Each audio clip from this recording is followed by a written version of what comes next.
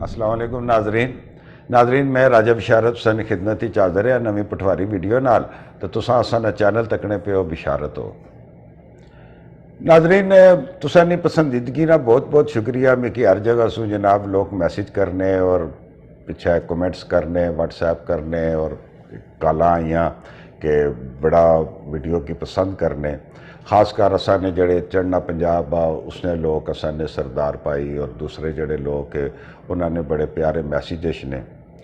लेकिन एक दो विच मैसेज ऐसे भी आए कि जड़े आखने कि यार तुसा ये जड़ी पटवारी कर रहे हो, पटवारी क्या चीज़ ही मतलब जड़ी जुबान है पंजाब नहीं हो तो पंजाबी है और वही पंजाबी है जिसने झीर वारिस शाह है।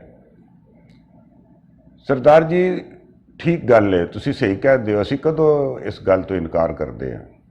दस्त बदस्ता अर्ज है कि तुहाडी गल 16 आने दुरुस्त है।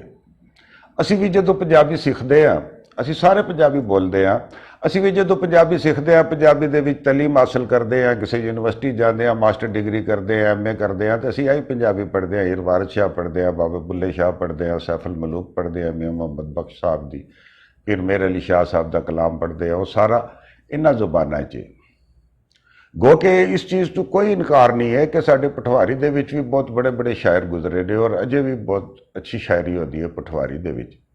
जिहड़ी सराइकी है, सराइकी दे विच भी बहुत ही बड़ी शायरी है, बहुत बड़ी शायरी है सराइकी दे विच, एक ज़ख़ीम शायरी है, लेकिन वो क्लास किसी दी भी नहीं। अजे हुण सराइकी दे विच शाकर शुजाआबादी साहब ने, अल्लाह उन्होंने सेहत देवे, अजकल वो बीमार ने, कमाल दे शायर ने, कमाल दे शायर ने। तो बहुत सारे इस तरह ने, इस तरह हिंदको दे विच अपने शायर ने, वो सारे है ने, लेकिन हकीकत ये वे कि बाबा बुल्ले शाह तक और हीर वारिस शाह तक पहुँचना कोई आसान काम नहीं होता।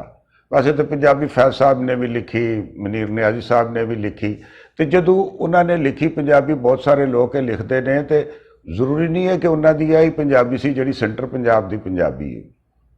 मसलन जड़े ने मुनीर नियाज़ी साहब उन्होंने अपनी जुबान तो सराइकी सी, तो वो जड़ी शायरी उन्होंने की थी वो सारी इस दे विच ही की थी, सेंटर पंजाब वाली पंजाबी दे विच जिहड़ी तुसीं कहदे हो हीर वारिस शाह वाली कि कुछ शहर दे लोग भी जालम सन, कुछ उंज भी रावां औखियां सन, कुछ गल विच गम दा तोक भी सी, कुछ शहर दे लोग भी जालम सन, कुछ मैनू मरण दा शौक भी सी। अगर मुनीर नियाज़ी साहब सराइकी दे विच करदे, वो सराइकी च भी तो कर सकते सी, तो कोई एडी ज़्यादा तब्दीली उहदे च नहीं सी होंदी। फिर ये शेर किस तरह वो लिखदे कि कुछ उंज भी रावां औखियां हन, कुछ गल च गम दा तोक भी है, कुछ शहर दे लोग भी जालम हन, कुछ मैनू मरण दा शौक भी है। इस तरह अगर ये पटवारी शायर को लिखा यार तो वह लिखा यार किज वो कुछ नू किज कहते ने, कुछ इस तरह वो पटवारी चाहने इस तरह तो उस तरह तो दूस तरह, कुछ इस तरह भी राही औखियां सियां तो कुछ गला च गमै ना तोक भी सी, तो कुछ शहरा ने लोग भी जालम से, तो कुछ मिकी मरण ना शौक भी सी, तो कुछ मिकी मरने ना शौक भी सी। तो मतलब एडी बड़ी तब्दीली कोई नहीं है। तो पंजाबी दियाँ बहुत शाखा ने, जिस तरह पंजाबी का जोग्राफिया है, मसलन तुसी जनूब की तरफ लहंदे पंजाब की तरफ जाते जाओ तो एक जगह आती है जिथे पंजाब सिंध के नाल मिलता है। तो जो ही तुसी फैसलाबाद तो अगे जाते हो, खानेवाल की तरफ तुसी पहुँचते हो तो तुसी देखते हो कि सराइकी आ गई और सराइकी जिहड़ी है आस्ता आस्ता अगे फिर सिंधी के नाल मिलती है और सिंधी दे विच जाके मर्ज हो जाती है, उहदे च मिक्स हो जाती है। इस तरह तुसी जदों मगरब की तरफ जाते हो तो मगरब की तरफ तुसी देखते हो कि अगे पश्तो बोलने वाला इलाका है, तो ये जिहड़ी जुबान है अपनी पंजाबी ये पहले पटवारी भी तब्दील होती है, फिर पटवारी और पश्तो मिल के एक जुबान बन जाती है हिंदको और फिर पश्तो बन जाती है। या तुसी पहाड़ा की तरफ चले जाओ तो आस्ता आस्ता जनाब ये जाके तो तकसीम हो जाती है पहाड़ी जुबान दे विच और पहाड़ी फिर अगे ठेठ कश्मीरी जुबान बन जाती। तो मतलब कहने का शमाल की तरफ अगर जाओ तो कहने का मतलब है कि जोग्राफिया के लिहाज नाल सारिया गल्लां है ने, तुहाडी गल जिहड़ी है 16 ने दुरुस्त है, असी उसनूं मनदे हां।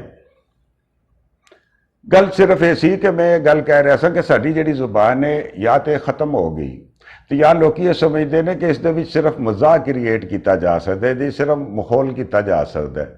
ਇਹਦੇ ਵਿੱਚ ਕੋਈ ਹੋਰ ਗੱਲ ਸੀਰੀਅਸ ਜਿਹੜੀ ਹੈ ਉਹ ਕੀਤੀ ਨਹੀਂ ਜਾ ਸਕਦੀ। ਹਾਲਾਂਕਿ ਐਸੀ ਗੱਲ ਕੋਈ ਨਹੀਂ। ਦੂਜੀ ਗੱਲ ਇਹ ਹੁੰਦੀ ਹੈ ਕਿ ਮੈਨੂੰ ਅਮਰੀਕਾ ਤੋਂ ਇੱਕ ਭਾਈ ਸਾਹਿਬ ਦਾ ਮੈਸੇਜ ਆਇਆ।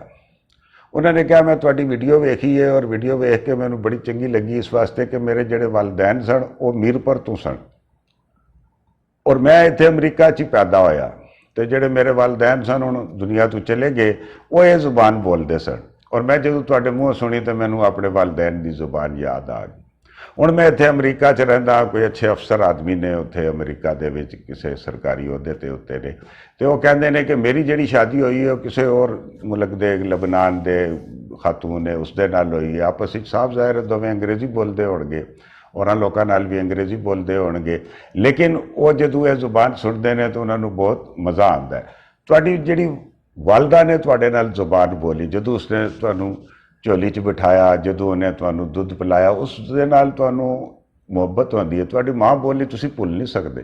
ਅੱਛਾ, ਇਸੇ ਤਰ੍ਹਾਂ ਇੱਕ ਭਾਈ ਨੇ ਇੰਡੀਆ ਦੇ, ਉਹ ਕਹਿ ਰਹੇ ਨੇ ਕਿ ਮੈਂ ਤੁਹਾਡੀਆਂ ਵੀਡੀਓ ਦੇਖਦਾ ਸਾਂ ਔਰ ਮੈਨੂੰ ਬੜਾ ਸਵਾਦ ਆਇਆ ਔਰ ਮੈਂ ਫਲਾਂ ਗਰਾਂ ਦਾ ਰਹਿਣ ਵਾਲਾ। ਉਹ ਕਹਿੰਦੇ ਨੇ ਕਿ ਮੈਂ ਪਿਛਲੇ ਦਿਨਾਂ ਹੀ ਦੁਬਈ ਗਿਆ।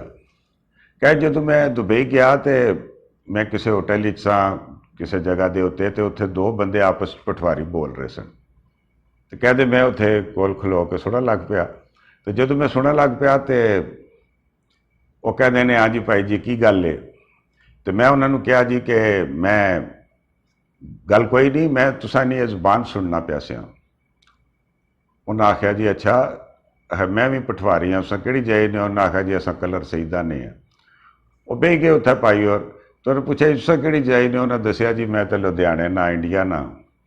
ਉਹਨਾਂ ਆਖਿਆ ਨਹੀਂ ਇਹ ਨਹੀਂ ਹੋ ਸਕਣਾ, ਅਸਾਂ ਦੀ ਜ਼ੁਬਾਨ ਉੱਥੇ ਸਾਡੇ ਦੂਰ ਕਿਸ ਤਰ੍ਹਾਂ ਚਲੀ ਗਈ। ਜਿਸ ਤਰ੍ਹਾਂ ਮੈਂ ਆ ਗਿਆ ਨਾ ਕਿ ਯਕੀਨ ਵੀ ਨਹੀਂ ਹੈ ਜੀ ਨਾ ਕਿ ਉਹ ਲੋਕ ਜਿਹੜੇ ਇੱਥੇ ਰਹਿਣੇ ਸੇ, ਜਿਸ ਵੇਲੇ ਪਾਰਟੀਸ਼ਨ ਹੋਈ, ਬਟਵਾਰਾ ਹੋਇਆ ਤਾਂ ਕੋਈ ਉੱਧਰ ਚਲੇ ਗਏ, ਕੋਈ ਉੱਧਰ ਚਲੇ ਗਏ। ਉਹਨਾਂ ਹੈ ਯਾਰ ਮੰਨੋ ਮੈਂ ਇੰਡੀਆ ਨਾ ਆਇਆ। ਉਹਨਾਂ ਹੈ ਅਸਾਂ ਨਾ ਮੰਨੀ ਸਕਦੇ, ਅਸਾਂ ਬਿਲਕੁਲ ਉਸ ਤਰ੍ਹਾਂ ਬੋਲਨੇ ਹੋ ਜਿਸ ਤਰ੍ਹਾਂ ਅਸਾਂ ਪੇ ਬੋਲਨੇ ਆਏ ਹੋਈ। ਕਿਸ ਤਰ੍ਹਾਂ ਝਗੜਾ ਕੋਈ ਸਾਡੇ ਦੂਰ ਰਹਿਣੇ ਹੋ ਤਾਂ ਇੱਥੇ ਰਹਿਣੇ ਆ।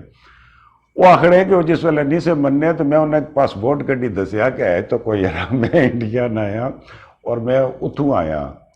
ਤਾਂ ਉਹ ਜਿਸ ਵੇਲੇ ਤੁਸਾਂ ਤਕੜੇ ਹੋ ਆਪਣੀ ਬੋਲੀ ਜਿਹੜੀ ਤੁਸਾਂ ਨੇ ਪੁਰਖ ਬੋਲਨੇ ਸੇ, ਜਿਹੜੇ ਤੁਸਾਂ ਨੇ ਬਜ਼ੁਰਗ ਬੋਲਨੇ ਸੇ, ਜਿਹੜੇ ਤੁਸਾਂ ਨੇ ਮਾਂ ਪਿਓ ਬੋਲਨੇ ਸੇ, ਤਾਂ ਬੜਾ ਅੱਛਾ ਲੱਗਣਾ। ਤੇ ਗੱਲ ਸਿਰਫ ਕਰਨੇ ਦੀ ਇਹ ਵੇ ਕਿ ਵਰਨਾ ਪੰਜਾਬੀ ਤੋਂ ਕਿਹਨੂੰ ਜਿਹੜਾ ਹੈ ਉਹ ਇਖਤਲਾਫ ਹੈ ਕਿ ਤੁਸੀਂ ਗੱਲ ਬਿਲਕੁਲ ਸਹੀ ਕੀਤੀ। ਵਰਨਾ ਹਰ ਜ਼ੁਬਾਨ ਦਾ ਜਿਸ ਤਰ੍ਹਾਂ ਮੈਂ ਪਹਿਲੇ ਕਿਹਾ ਆਪਣਾ ਇੱਕ ਸਵਾਦ ਹੈ, ਆਪਣੀ ਇੱਕ ਉਹਦੀ ਵੁਸਅਤ ਹੈ। ਕੁਝ ਚੀਜ਼ਾਂ ਜਿਹੜੀਆਂ ਨੇ ਕਿਸੇ ਜ਼ੁਬਾਨ ਵਿੱਚ ਕੀਤੀਆਂ ਜਾ ਸਕਦੀਆਂ ਨੇ, ਕਿਸੇ ਜ਼ੁਬਾਨ 'ਚ ਨਹੀਂ ਕੀਤੀਆਂ ਜਾ ਸਕਦੀਆਂ। ਇਸੇ ਤਰ੍ਹਾਂ ਹਰ ਜ਼ੁਬਾਨ ਜਿਹੜੀ ਹੈ, ਅੰਗਰੇਜ਼ੀ ਦਾ ਆਪਣਾ ਮਜ਼ਾ ਹੈ, ਦੂਸਰਾ ਆਪਣਾ ਮਜ਼ਾ ਹੈ। ਲੇਕਿਨ ਇੱਕ ਗੱਲ ਮੈਂ ਹਮੇਸ਼ਾ ਕਹਿੰਦਾ ਵਾਂ ਔਰ ਤੁਸੀਂ ਵੀ ਉਹਦੇ ਤੋਂ ਐਗਰੀ ਕਰੋਗੇ ਕਿ ਜਿਹੜਾ ਬੰਦਾ ਆਪਣੀ ਮਾਂ ਦੀ ਬੋਲੀ ਜਾਣਦਾ ਹੈ ਉਹ ਦੁਨੀਆ ਦੀ ਹਰ ਬੋਲੀ ਸਿੱਖ ਲੇਗਾ। ਲੇਕਿਨ ਜਿਹੜਾ ਆਪਣੀ ਮਾਂ ਦੀ ਬੋਲੀ ਨਹੀਂ ਸਿੱਖ ਸਕਦਾ, ਜਿਹੜਾ ਮਾਂ ਬੋਲੀ ਨਹੀਂ ਬੋਲ ਸਕਦਾ, ਉਹਦੇ ਵਾਸਤੇ ਬੜਾ ਮੁਸ਼ਕਲ ਹੋ ਜਾਂਦਾ ਹੈ। ਮੈਂ ਦੇਖਿਆ ਉਹਨਾਂ ਲੋਕਾਂ ਨੂੰ ਜਿਹੜੇ ਘਰ ਦੇ ਵਿੱਚ ਆਪਣੀ ਮਾਂ ਬੋਲੀ ਬੋਲਦੇ ਨੇ, ਉਸ ਤੋਂ ਬਾਅਦ ਫਿਰ ਬੜੀਆਂ ਜ਼ੁਬਾਨਾਂ ਦੇ ਉੱਤੇ ਅਰੂਜ ਹਾਸਲ ਕੀਤਾ ਉਹਨਾਂ ਨੇ ਕਿਤਾਬਾਂ ਲਿਖੀਆਂ, ਉਹਨਾਂ ਨੇ ਸਾਇੰਸੀ ਡਾਕਟਰ ਹਰ ਚੀਜ਼ ਜੋ। ਅੱਛਾ, ਮੇਰਾ ਅੱਜ ਪ੍ਰੋਗਰਾਮ ਇਹ ਸੀ ਕਿ ਤੁਹਾਡੇ ਨਾਲ ਇੱਕ ਵੀਡੀਓ ਮਜ਼ਾਈ ਆਇਆ ਕਿ ਇੱਕ ਪੰਜਾਬੀ ਭਾਈ ਸਨ ਸੈਂਟਰ ਪੰਜਾਬ ਵਾਲੇ ਔਰ ਇੱਕ ਪਹਾੜੀ ਭਾਈ ਸਨ, ਉਹ ਆਪਸ ਦੇ ਵਿੱਚ ਮਿਲੇ ਜਹਾਜ਼ ਦੇ ਉੱਤੇ ਤੇ ਗੁਫ਼ਤਗੂ ਕਰਦੇ ਨੇ। ਲੇਕਿਨ ਉਹ ਹੁਣ ਗੱਲ ਹੈ ਛਿੜ ਗਈ ਤੇ ਐਡੀ ਲੰਮੀ ਵੀਡੀਓ ਕੋਈ ਵੇਖਦਾ ਨਹੀਂ, ਤੇ ਅੱਜ ਇਸ ਨੂੰ ਇੱਥੇ ਹੀ ਖ਼ਤਮ ਕਰਦੇ ਹਾਂ। ਤੇ ਬਸ ਇੱਕ ਦਰਖਾਸਤ ਹੈ ਤੁਹਾਡੇ ਨਾਲ ਕਿ ਵੀਡੀਓ ਦੇਖਦੇ ਰਿਹਾ ਕਰੋ, ਆਪਣੇ ਦੋਸਤਾਂ ਨੂੰ ਭੇਜਿਆ ਕਰੋ, ਤੇ ਤੁਹਾਡੀ ਬੜੀ ਕੀਮਤੀ ਰਾਏ ਹੋ ਮੈਂ ਸਾਰੀ ਸੁਣਦਾ ਵਾਂ ਔਰ ਤੁਹਾਡੇ ਜਨਾਬ ਕਮੈਂਟਸ ਵੀ ਦੇਖਦਾ ਸਾਰੇ, ਤੇ ਉਹ ਦਿੰਦੇ ਰਿਹਾ ਕਰੋ। ਤੇ ਅੱਜ ਇੱਥੇ ਹੀ ख़त्म करने हैं, तो इंशाअल्लाह अगली वीडियो तुसां नाल फिर गपशप लासा। बहुत मेहरबानी तुसां दी, बहुत बहुत शुक्रिया जी। अल्लाह हाफिज़।